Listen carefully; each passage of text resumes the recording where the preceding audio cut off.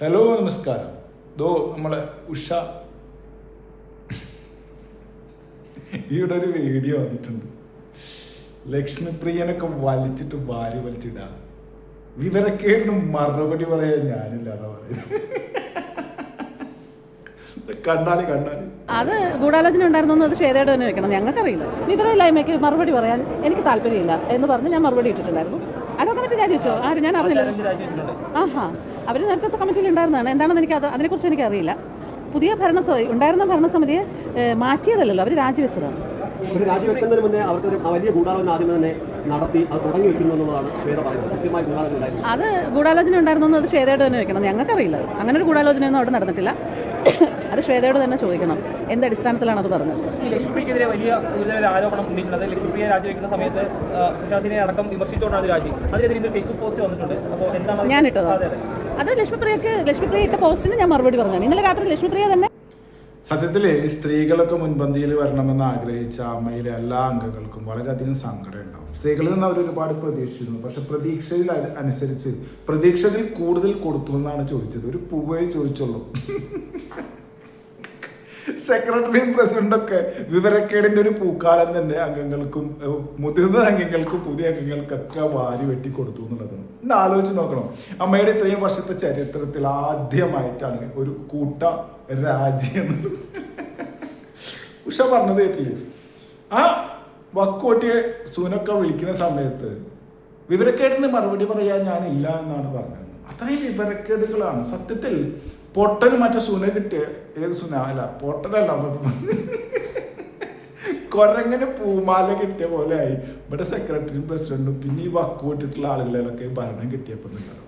അതിൻ്റെ ഒപ്പം തന്നെ ടിനിട്ടോ അത് അതിലും വലിയ പൊട്ടനട്ടോ. പൊട്ടനക്ക് സംസ്ഥാന പ്രസിഡന്റ് ആവേണ്ട, പൊട്ടന്മാരുടെ സംസ്ഥാന പ്രസിഡന്റ് ആകുന്നുണ്ട്. ഓൻ്റെയൊക്കെ ഫേസ്ബുക്കിൻ്റെ അടിയിൽ അവൻ എന്തെങ്കിലും ഒരു പോസ്റ്റ് ഇട്ടിട്ട് നമ്മളൊരു കമൻറ്റ് ഇട്ടാൽ, ആര് കമൻറ്റ് ഇട്ടാലും അവനക്ക് ഇഷ്ടപ്പെടാത്ത കമൻറ്റ് വെച്ചാൽ അവൻ അപ്പം അവൻ്റെ അച്ഛൻ കമക്ക് വിളിക്കും. അപ്പോൾ അവൻ തലക്കെ വിളിച്ചിട്ട് തെറിയ പറഞ്ഞിട്ട് പോകും. അത്ര മനോഹരമായിട്ടുള്ള സംസ്കാരമുള്ള ഒരു പൊട്ടനാണ്. നീ പൊട്ടനാണ് പൊട്ടൻ. ഇന്ന് നമ്മൾ ചേച്ചി, എൻ്റെ പൊന്ന് ചേച്ചി, ഒരു പ്രതീക്ഷ ഉണ്ടായിരുന്നു നിങ്ങളിൽ. സത്യമായിട്ടൊരു പ്രതീക്ഷ ഉണ്ടായിരുന്നു. അടപടല പൊളിച്ചങ്ങോട്ട് തന്നുള്ളതാണ്. ഇങ്ങനൊക്കെ ഒരാൾക്ക് വിവരക്കേടില്ലാതെ വിവരം കാണിക്കാൻ പറ്റും? ഇത്രയും സംഘടനാ ബലമോ സംഘടന എങ്ങനെ മുൻപോട്ട് കൊണ്ടുപോകാൻ അറിയാതെ എന്തിനാണ് ഇത്ര മനോഹരമായിട്ടുള്ളൊരു സംഘടന എടുത്ത് നിങ്ങൾ തലയിൽ വെച്ചെന്ന് ഞാൻ അറിയാതെ. ഈ തലയിൽ ഇങ്ങനെ കൂളിംഗ് ഗ്ലാസ് മറ്റേ ഇതൊന്നും വെക്കുന്ന പോലെ അല്ല കേട്ടോ ഒരു സംഘടന എടുത്ത് വെക്കാം. കുറേ പണി ഉണ്ടെന്ന്. വെറുതെ അവിടെ ഇരുന്നിട്ട് നത്തിങ് ടു ഡു വിത്ത് അമ്മാന്നൊന്നും നത്തിങ് ടു വിത്ത് അമ്മാന്നൊന്നും പറഞ്ഞുകൊണ്ട് ഒരു സംഘടന മുൻപോട്ട് പോകില്ല. അതിൽ നടക്കുന്ന പ്രശ്നങ്ങൾ പരിഹരിക്കാനും ഒത്തൊരുമയോടുകൂടി മുൻപോട്ട് കൊണ്ടുപോകാനും പറ്റണമെന്നേ നിങ്ങൾക്കൊക്കെ. അല്ലാതെ ഈ ടിനി ടോമിനെ പോലത്തെ പൊട്ടന്മാർ പറയുന്നതൊക്കെ കേട്ടിട്ട് മുൻപോട്ട് പോകാനാണെങ്കിൽ ഇതൊക്കെ പണ്ട് ചക്ക വീണ് തലയെ വീണിട്ട് മൊയിൽ ചത്തു എന്നൊക്കെ കേട്ടില്ല. അങ്ങനെ വന്നതെന്ന് തോന്നുന്നുണ്ട് ഇൻഡസ്ട്രിയിലൊക്കെ ഇപ്പോൾ.